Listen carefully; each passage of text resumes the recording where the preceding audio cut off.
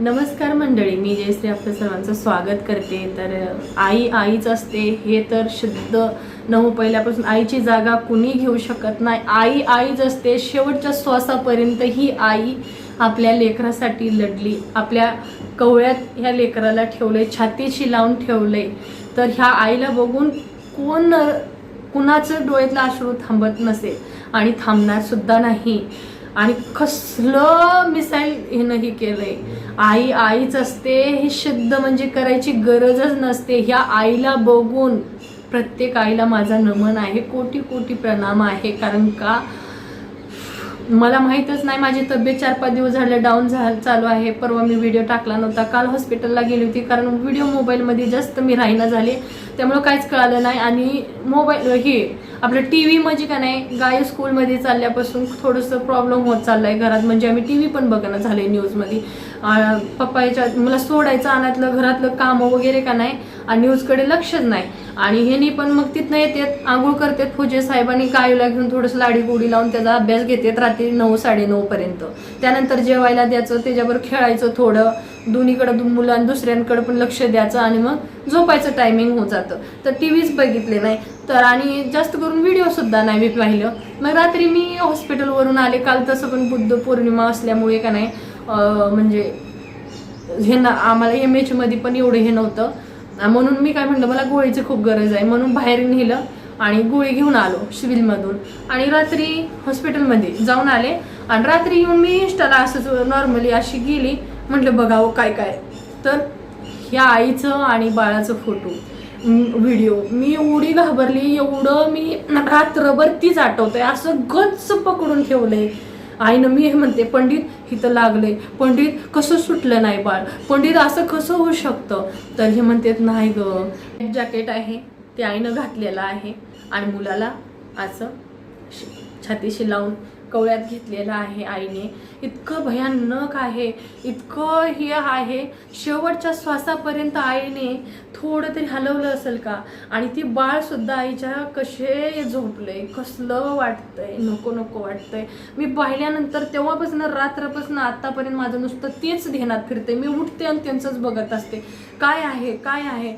तर त्यामुळे रात्री दिसलं. 3 दिवस झाले परत न्यूज हे पूजे साहेबांनी सगळी डिटेल काढली मोबाईलवरनं, न्यूजमधले कुठं झाले काय झाले.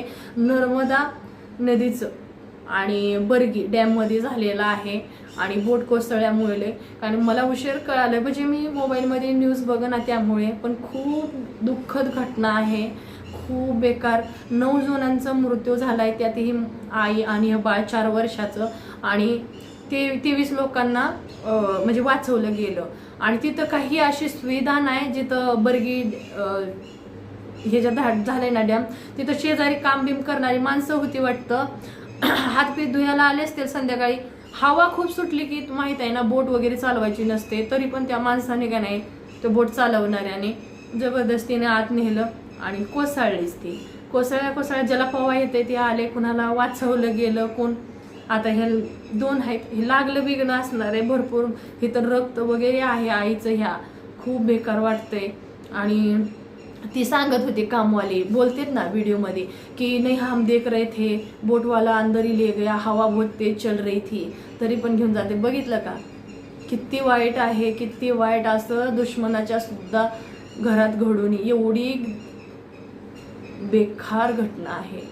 सर्वांच्या आत्म्याला शांती लाभो हीच मी देवाला प्रार्थना करते.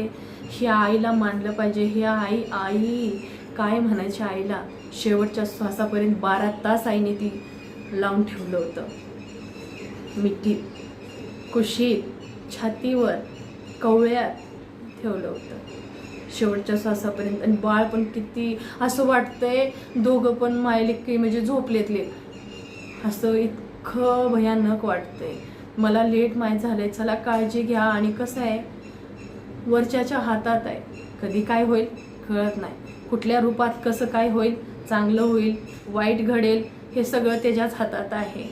आणि कशा ना कशा रूपामध्ये ते थोडी ना असं होतंय की नाही.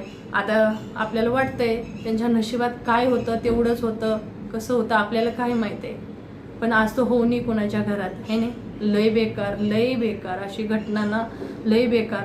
नुसतं डोळ्यात फिरायला लागले, नुसतं डोळ्यात कसं त्या आईनं पकडून ठेवलंय, थोडं तरी हलवलंय का, नुसतं मी तीच बघत असते. दुसऱ्यांची तर कुणाची चेहरी नाही दाखवली, पण ह्या आईचं आणि या बाळाचं लय.